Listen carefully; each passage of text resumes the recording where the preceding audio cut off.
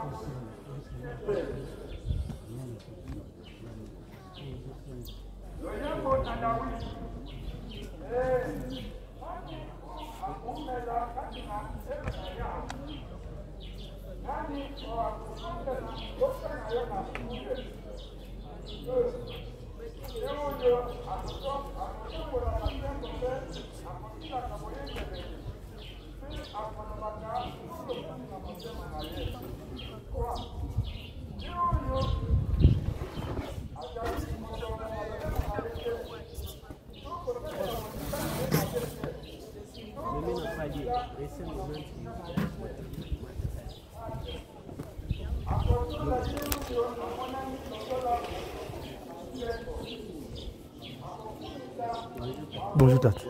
Il y a oui, les parents c'est Montreuil.